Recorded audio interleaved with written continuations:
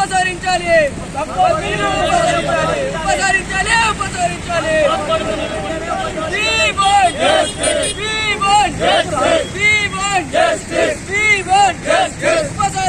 ఉపసరించాలి భగవాన్ బిల్లును ఉపసరించాలి ఉపసరణ బిల్లును ఉపసరించాలి కేంద్ర ప్రభుత్వం తీసుకొచ్చిన వక్ఫ్ బిల్లును ఖబర్దార్ నరేంద్ర మోడీ ఇదే మీ రాజ్యం ఇదే మీ రాజ్యం.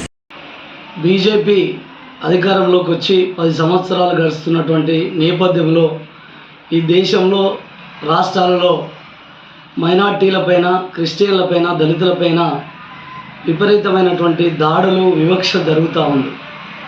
బీజేపీ ప్రభుత్వం ముస్లింల మీద వివక్ష చూపుతూ ఉంది, క్రిస్టియన్ల మీద, మైనార్టీల మీద వివక్ష చూపుతూ వారు వెనుకటి నుంచి ఉన్నటువంటి దేవాలయ భూములు కావచ్చు, దర్గాలు కావచ్చు, దేవాలయాలు వాటికి సంబంధించినటువంటి స్థలాన్ని లాక్కోవడానికి బీజేపీ ప్రభుత్వం కుట్ర చేస్తుంది.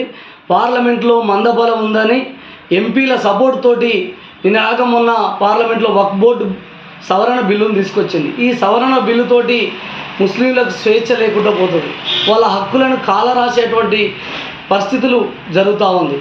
ఈ వివక్షను రూపుమాపి వెంటనే వక్ఫ్ బోర్డు బిల్లును ఉపసంహరించి మైనార్టీల మీద కానీ, క్రిస్టియన్ల మీద కానీ ఇలాంటి దాడులకు పాల్పడకుండా నరేంద్ర మోడీ ప్రజా సమస్యల పట్ల చిత్తశుద్ధితోటి పనిచేయాలి, మరియు దేశాన్ని అభివృద్ధి చేయాలి తప్ప కుల మతాలతోటి రాజకీయాలు చేస్తూ పబ్బం గడుపుకోవడానికి ప్రయత్నం చేస్తే మాత్రం భారత కమ్యూనిస్ట్ పార్టీ సిపిఐ చూస్తూ ఊరుకోదు.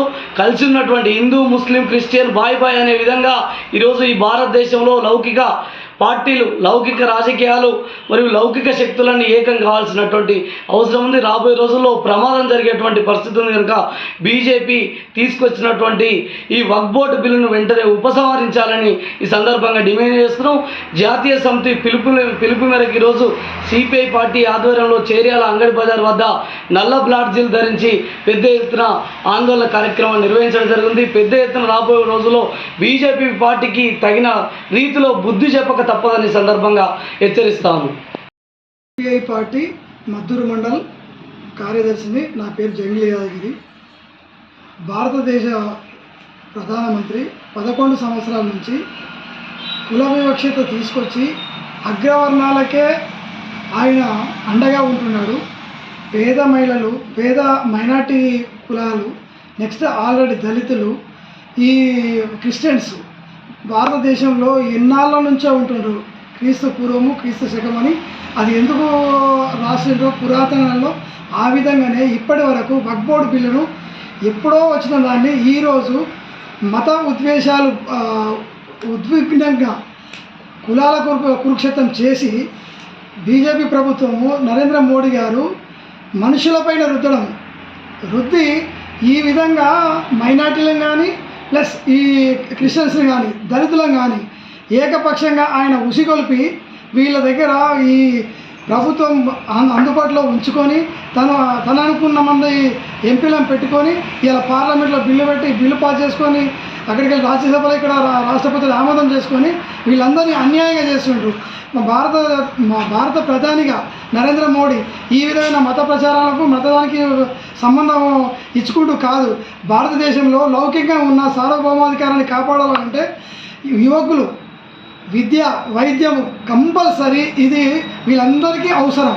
కానీ వక్ఫ్ బోర్డు బిల్లు మాత్రం తీసుకొచ్చి జనాలలో ఆల్రెడీ మత విద్వేషాలను రేపి